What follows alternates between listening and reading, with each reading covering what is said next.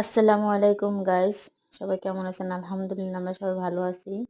তো আজকে সন্ধ্যার নাস্তার জন্য পিৎজা বানাবো দোকানের মতন। তো ঘরেই সব দিয়ে ঘরের পদ্ধতিতে খুব সহজে মজাদার পিৎজা বানিয়ে নিলাম। তো আপনারা দেখুন, যদি ভালো লাগে অবশ্যই বাসায় ট্রাই করবেন।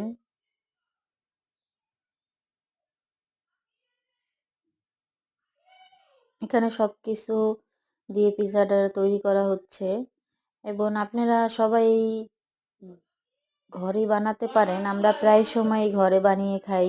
প্রায় সময় না, আমাদের প্রত্যেক দিন সন্ধ্যাবেলায় নাস্তা লাগে, তো আমরা প্রত্যেক দিন বিভিন্ন রকমের খাবার ঘরেই বানাই। তো ঘরের জিনিসগুলা ভালো হয়, টাটকা হয়, তো আপনারা সবাই বানিয়ে খাবেন।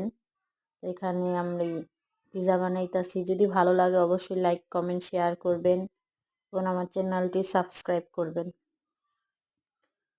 তো এখানে ডেকোরেশন করা হয়ে গেছে পিৎজার। তো কিভাবে বানাবো বা বানালাম দেখলেন। পুরো ভিডিওটি যদি চান আমাকে অবশ্যই কমেন্ট করবেন।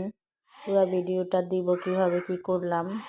তো যতটুকু পারলাম আপনাদের দেখালাম। যদি ভালো লাগে অবশ্যই জানাবেন।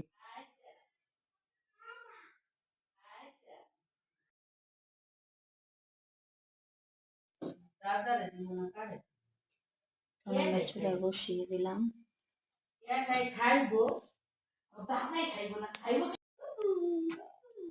পিৎজা তৈরি হয়ে যাচ্ছে।